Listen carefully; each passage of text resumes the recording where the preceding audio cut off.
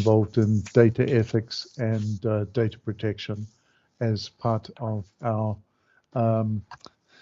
data practice. So this webinar is designed to provide an overview of all of the steps that should be necessary in your planning for your business or enterprise coming under attack from ransomware. This isn't about technology. We're going to be looking at legal aspects, regulatory, business risk, financial, criminal, and business continuity topics. The presentation wasn't designed to be a generic one-size-fits-all, but typically we would tailor it for a single enterprise. So we'd deliver a presentation like this to a customer and then customize it to match. So this is kind of the generic minimum version of the presentation you're getting today. The goal of a presentation like this and the workshops that follow is to prepare a customized, detailed set of playbooks that capture your decisions, plans, precautions, and any expected countermeasures that is ready for action from the moment the crisis of a ransomware event has begun. So we'll be looking at the topics mentioned in the list, starting with, on the next slide, why is ransomware important? Well, let's look at some numbers. One of the biggest issues, of course, is that if a ransomware attack is successful, it can stop your business in its tracks to the level that potentially it could be what we call a business extinction level event. That means your business fails to recover from the event. And this has happened to a number of businesses. For example, a psychology practice in Finland. The frequency of the attacks is increasing almost daily. The technology of prevention, I would argue, has failed. That is, using technology alone to prevent ransomware attacks, because we just use the evidence of our eyes. The average downtime because of ransomware attacks, 21 days. 287 days to fully recover from an attack. And victims paid $350 million in 2020. That went up quite a bit over the previous year. The average payment in 2020 is recorded as $312,000. And in 2020, 2,400 US-based government, healthcare, and schools were victims of ransomware. And now it's spreading to other institutions as well. And since 2019, data from 2,103 companies has been leaked onto the dark web by 34 different ransomware gangs. So the numbers show us this is a serious problem. Can we go to the next slide, please? Here are some of the leakers I mentioned. These are the most popular ransomware gangs, of which there are 34 of them. As I mentioned, 2,100 victims, and these are just the ones who have leaked stolen data onto the internet. So it's something which is significant. On to the next slide, please. So let's look at the characteristics of a ransomware attack. Next, please. So ransomware, as most of us know, it's malware that's designed to encrypt, delete, and sometimes exfiltrate data using hostile techniques. Starting from the break-in, the hijacker will look for information of value. They will usually encrypt, delete, and exfiltrate. By the way, could I ask anyone who still has their microphone on to please switch off? Thank you. I wanted to mention there is at least one modern ransomware gang which is not encrypting data. In other words, they're just relying on exfiltration as their primary source of revenue. Next, after encrypting or deleting and exfiltrating the data, they engage with the victim. That means get some sort of secure communications channel and try to begin the negotiation. What's the victim going to do? Well, you have a choice. You either pay the ransom or you don't pay the ransom. And if you pay the ransom, your attacker has a choice. You could decrypt the data or make the data available again. Of course, there are wrinkles in that. Could I ask once more for people with their microphones on to please switch them off? Thank you. If you don't pay the ransom, then you're faced with a number of alternatives. Your data could be published, your data could be put completely beyond use, and you could see extortion of your own customers or clients. Let's move on, please. Next slide, please. Thank you. Let's look at some of the recent victims. AXA in May 2021, AXA Insurance. This is a major insurer who provides ransomware insurance. Shortly after they announced that they wouldn't be insuring ransomware payments anymore or making payments, they were hit by some significant attacks. Not just ransomware, but also distributed denial of service attack. Also, as most of you have probably heard, the Colonial Pipeline was forced to pay out just under $5 million. It was actually less than that because of the drop in value of Bitcoin. The hacking collective DarkSide stopped the flow of oil because Colonial's, not the pipeline system, not the industrial systems, but the billing system was compromised. So Colonial shut down their pipeline because they didn't have any way to charge their customers. As someone from New Zealand, I'm keen on what happens in that part of the world. This month, just last week, the Waikato District Health Board was attacked by a consortium called Conti. And this same consortium attacked the Irish Health Service. So two healthcare things in the same week from the same group. In the Irish case, they've been charged or threatened or extorted with a 20 million fee to release the data again. And of course, last month there was the Washington police who received a demand for $4 million in a 250 gigabyte leak. Some of that data is starting to come out already. And of course, there are many more happening every day. Let's move on to the next, please. So some of the latest trends. We're seeing more targeting of specific types of victims, like health, police, multinational companies, infrastructure. Affiliates are being used. Specialists in the ransomware life cycle are handling different parts of the attack. We're seeing a lot more increase of disclosure of data onto not just dark websites, but also public website leaks are occurring. And some of the interesting techniques that are being used, they're now trying out double encryption to see if that increases ransom payments. That is, they're encrypting the data twice. So you encrypt the data, you pay to decrypt it, and you find your decrypted files are encrypted again. So you have to pay twice. Of course, there's the threats to publish the data if the ransom was not paid. That's the classic, which is known as double extortion. And then they started targeting the data subjects, the people who are your customers, your users, your employees. And they were targeted and threatened that their individual data would be released unless they paid directly. And of course, that's called triple extortion. And it really damages the trust in you as an owner or data controller for your users and data subjects. Attacks are definitely getting more frequent.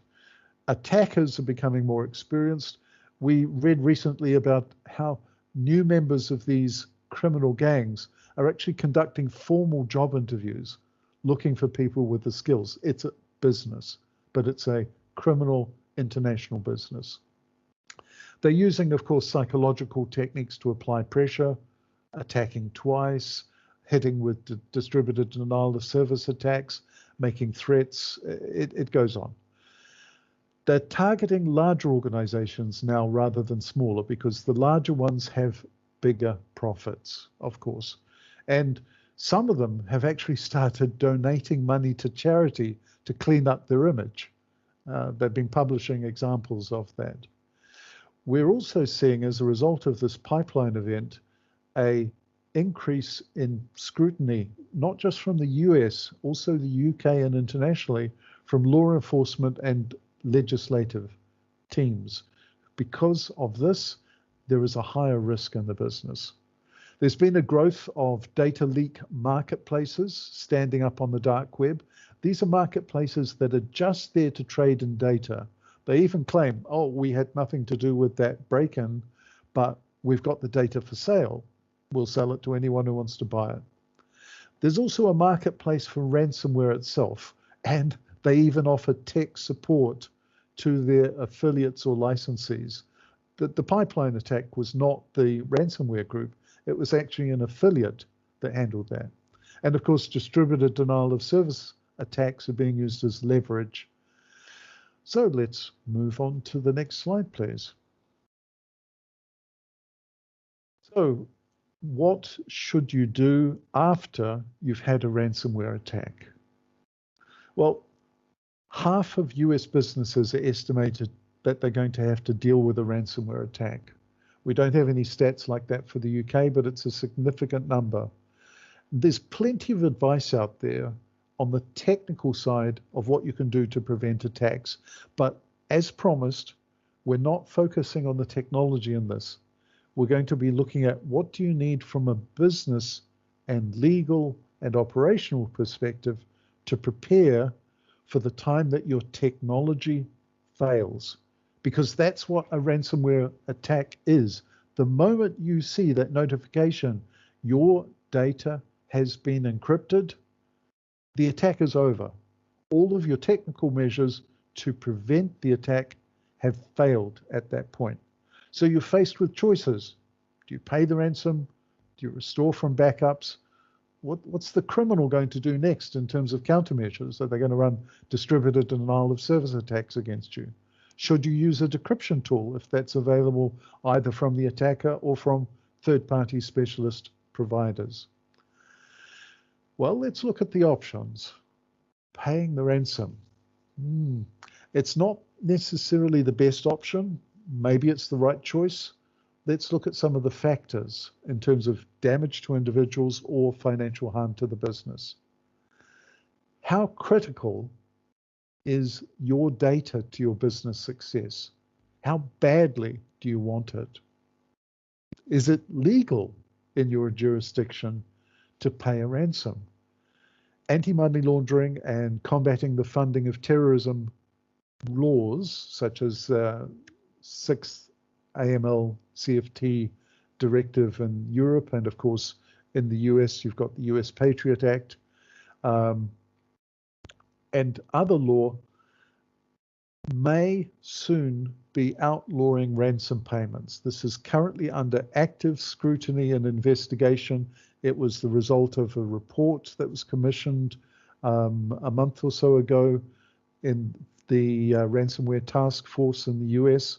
And currently the UK government is looking at modifying the Computers Misuse Act to potentially outlaw ransom payment. Insurers. AXA decided this month that they would no longer pay ransoms. Beazley, however, is still paying. They're a UK-based reinsurer who are paying ransoms. If you're going to pay, do you have your crypto coins stockpiled? Well, if you were smart and listened to me 5 years ago, you would have stockpiled your cryptos when I first recommended this. And you'd probably be in a very wealthy position now. But even now, it's likely cryptos are going to go up in value. So you'll probably want to have a stockpile of that to save a lot of money in the future, potentially. Over 96% of ransoms are paid in Bitcoin. The rest are paid in things like Monero, which is harder to trace. Now, if you're paying the ransom, you're trusting criminals. Can you really trust a criminal gang? Why Don't they just ask for more money? Double encryption, that's a thing, it exists. One example is the city of Baltimore. They refused to pay a ransom, very principled stand, back in 2019. They paid out $91,000. They ended up paying $18 million to recover just because they wouldn't pay that. They didn't know that. They made the best decision at the time, but that's how it worked out. So does paying a ransom work? 31% of organizations pay. Only 8% of that 31% get all their data back, and less than a third don't get more than half of their encrypted data back. So think about the question, should you pay the ransom? That's one of the things you go into in detail in these seminars or workshops. Restoring from backup. Let's look at it from a data perspective. Do you really know which of your data is critical? What is critical to your survival? Have you taken care of analyzing your data situation? Do you know the backup cycle of your systems? How effective is your restoration process? Can you tolerate losing some or most of your data, or even all of it? Have you assessed the risk that the ransomware is already in your cloud backup? That is something to take care of. Usually, organizations which have a high level of maturity have a standardized backup restoration process, which is part of your business continuity plan. If it's not, then it should be. And of course, how long does it take? We saw the case of the pipeline company. They paid the 5 million ransom. They got the decryption tool. They ran the decryption tool. It was too slow. So they ended up restoring from backups anyway. So they wasted all that money, arguably. Let's go to the next slide. Any thoughts, Alex? They'll threaten you at this point that unless you pay a ransom, this is known as double extortion, they'll exfiltrate your data. The first generation of ransomware, they had single extortion, which means they would just encrypt the data, denying you access to your data. And then they realized maybe they could make more money by releasing your data, and that actually turned out to be the case.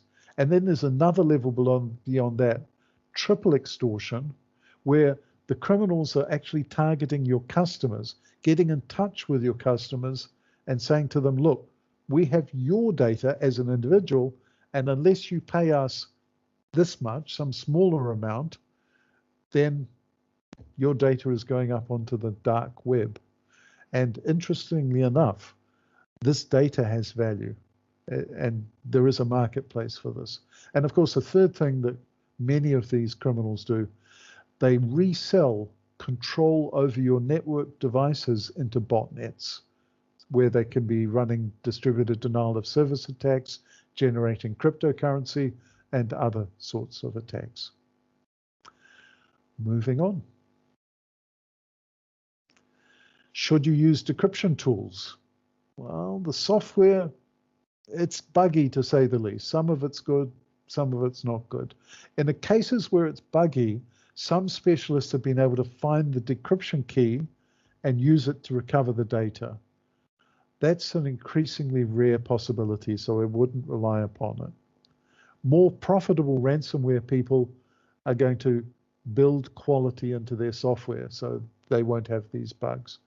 And that's why many of the attackers are putting pressure on the ransom attacked company by saying, unless you pay up within 24 hours, we'll release your data, we'll give away your data or delete your data or so on. Next, please. How can you prepare?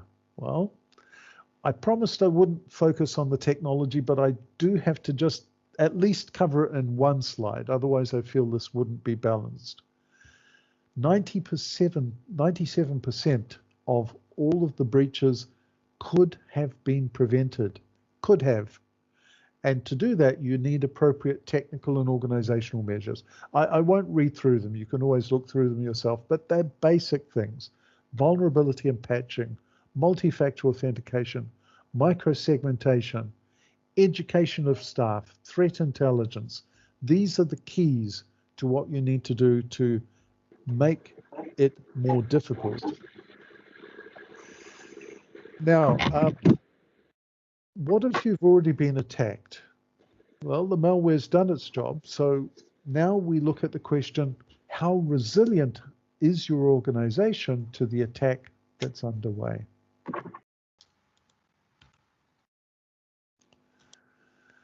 So we're going to be talking about several considerations. We're going to be looking in the context of creating a ransomware playbook or multiple playbooks for your organization. They'll focus on communications, digital forensics. We'll be looking at the tactics that you can deploy once the attacker is in the middle of attacking your systems. We'll look at the legal aspects of ransomware and management roles and responsibilities and what decisions need to be made and how and when they can be made. And above all, behavioral factors are key to the success or failure of a ransomware mitigation or resilience program. Next, please. Communication strategy. So it's about getting information to the right people at the right time with the right information. That's how you deal with it. And you've got to be rehearsed.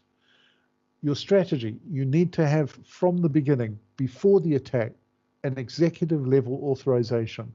All of your communication should be planned in advance and approved in advance. You need clarity on what your resources are, what their roles are, and what they're responsible for. Not just your internal employees, but contractors that you may have on standby, companies that you're working with who can help you to mitigate some of this. You need to be able to talk about your legal obligations, and we'll come to that in a little bit. You'll need to also think about both internal and external comms, not just talking to your customers and stakeholders and business partners, but also your employees, your consultants, your supply chain communications. There is a real risk that that problem can propagate through your supply chain to either your customers or suppliers. Your communications need to be practiced, smooth, rehearsed. All the phone numbers and email addresses need to be there. Have you thought about building a website? You can build it in advance. Have it ready to go from the moment that the ransomware starts. Some organizations even set up a call center, if it's appropriate, to deal with questions from concerned customers. You don't want to waste time spending days building up a call center when you can have it running from the first day. Training, I don't even have to talk about it. It's so critical. Your communications plan, prepared, needs to be practiced. You need to take into account all of your stakeholders, both internal and external. You need to think about the messaging. How are you going to say it? How are you going to release a press statement? What are you going to say to authorities? What are you going to say to your business partners, to your shareholders? All of these comes as part of the communications planning process. And this could be a workshop of one day just by itself, depending on the complexity of communications. Yeah, it's the old saying, who are you going to call? Attack busters. Next, please. Sorry for the bad jokes. Now, let's talk about forensics. Digital forensics is a key part, not just prior to the attack, but during and after the attack. Before the attack, you should have a strategy, how you're going to do your forensics. You need a plan. Who's your supplier going to be? Do you have internal capabilities? Are you going to retain the services of an external business to manage this forensics? That needs to be part of your forensics playbook. During the vulnerability or during the attack, your priority is going to be secure the vulnerability, find out very quickly how did they get in, but then next you need to know what was the data that was exfiltrated or stolen or viewed or otherwise modified by the attackers. And after your attack, make sure that the vectors were closed, the doors were closed so that you can't get a reoccurrence. That happens frequently. A business will clean out a ransomware infestation, they'll recover their data, they'll start running again, and within hours, the attacker goes in because the same vulnerability is there, or because they added fresh back doors. So you've got to look for those as well. And of course, if you're going to do an official investigation, as some do with police or other authorities, you need to secure your chain of custody of your evidence. So you need a forensic specialist to help you, to guide you in how to do that appropriately. Next, please. Just I want to reinforce that the scope of movement, the vertically and horizontally or laterally, is really about limiting what the attacker can reach within the network. They might have infected your billing network, but maybe they didn't get to your back office network or your manufacturing network. So you've got to really know how you're going to lock down internally, even if it constrains some of your current processing activities. You've got to be prepared to shut off parts of your systems to prevent that lateral movement within the organization. And vertical movement, we mean customers and suppliers. Your supply chain is particularly vulnerable. So you've got to look at that, not just this, but also branches and affiliates. You might have a multinational corporation like AXA, for example. Their branch in Thailand was hit this week. It spread to some of the other Asian branches, but hasn't gone to the European branches because they were able to lock down and prevent that lateral and vertical movement. And of course, the 72 hours is a legal consideration, and that's what we're going to cover in the next slide. So currently, it's not illegal to pay ransoms, but if the ransomware actors have been identified as having links to a terrorist group, then you can bet your bottom dollar or Bitcoin that anti-money laundering and combating the funding of terrorism laws will come into play. These are international laws, not just one state. Here in the UK Computer Misuse Act is being reviewed, and that will outlaw, probably, ransom payments under certain circumstances. So, for example, recently there was a state law in the US which brought in that state government entities must not pay ransoms. But of course, private companies are given the choice, well, you can do it if you want to, but not state. Personal data. If you've determined that personal data of your customers or employees or partners was in that tranche of data that was exfiltrated, then you have 72 hours to report those breaches. And of course, it's not just GDPR. There are other regulations around the world with mandatory breach reporting obligations. Both the US and the UK governments have strongly recommended in recent weeks against paying a ransom. And of course, last year, US entities should follow the OFAC from the Treasury guidance on ransomware payments. Let's move on to the next. Now we're going to look at privilege. This is, I won't go too much into this because this is technical and there aren't that many lawyers who are necessarily interested in this topic, but basically there are two types of privilege: solicitor-client privilege and litigation privilege. Both of them come into play during a ransomware data breach attack or any sort of significant data breach. So best practices for protecting privilege during the attack: be prepared. Sounds familiar? Yeah. Consult your counsel immediately. Talk to your internal and external legal advisors. Have them prepared and ready to be able to answer these sorts of questions. Maybe even set up separate legal teams. One legal team just focusing on the privilege aspects. And of course, any privilege has to be protected in relation to communications with third-party providers, your internet providers, your service providers, security providers, all of those communications are privileged. This means controlling carefully the distribution and disclosure of any privileged advice and documents in relation to the cyber attack. And of course, if it's an international data breach, then you need to think about engaging foreign counsel to help you because, of course, foreign privilege rules may differ from what you're used to within your jurisdiction. And the final part, even more interesting, is this concept of contributory negligence. This is an abstruse legal concept. There's even movies about it, but you can learn about it, of course. Victims of major ransomware attacks, which have had a significant financial effect, are highly likely to be targeted by contributory negligence lawsuits, class action lawsuits. Contributing negligence is the plaintiff's failure to exercise reasonable care for their own safety. You can expect there's going to be a lot of class action lawsuits. The damages for those are going to be awarded proportionately based on the amount of negligence of each of the contributing parties.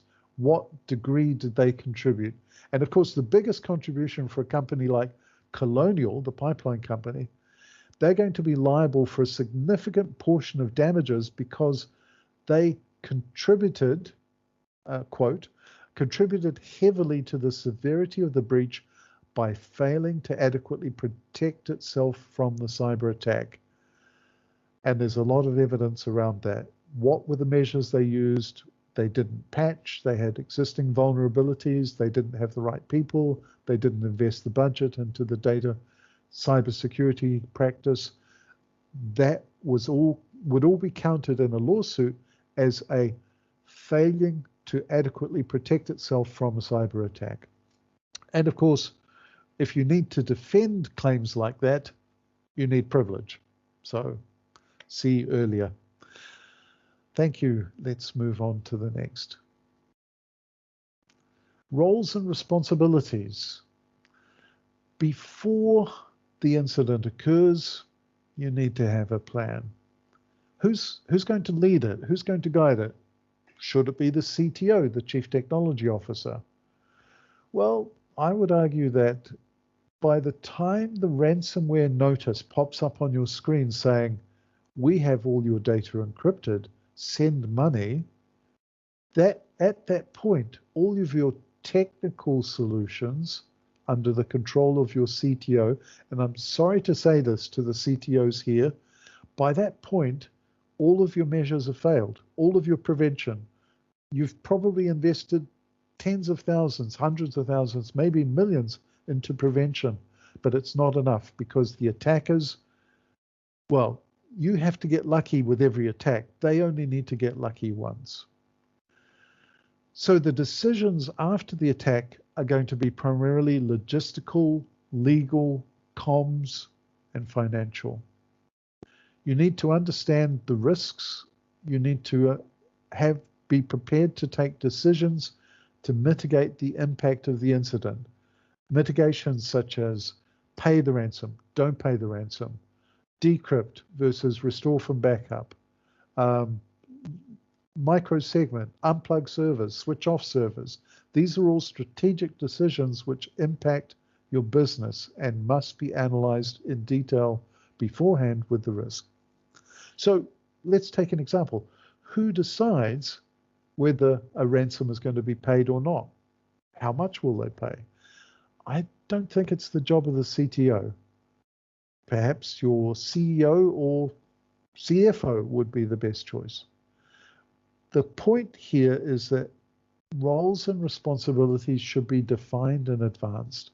Look at the different scenarios, document the levels of responsibility, the budget, the scope for all of the resources that you need to bring in to mitigate, and put it in your plan ahead of time. I'd just like to add to that one example, one war story that I didn't want to put in here, but it might be relevant. several years ago, working in Eastern Europe, I was working in the banking financial sectors, particularly high risk areas. This is a sector where we would do, for example, live fire exercises, moving and shooting at a training range.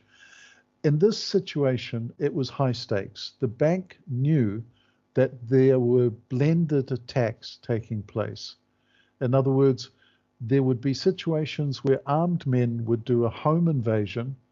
They would take away the bank manager to the branch of his bank early before dawn and use extortionate threats of violence against the family of the bank manager to hand over passcodes, secret passwords, and keys to the money or cash or transfers that existed within that banking environment. So that's something to really think about, that we're seeing this blended type of attack coming more and more in future. Another example, Bitcoins. There was a case where there was, and you can Google this, a robbery, a home invasion where the individual who had the password for a lot of Bitcoins was tortured for that information. And the transfer was done then and there by the attackers, and they did not leave that home until they got that Bitcoin transferred into their own wallet.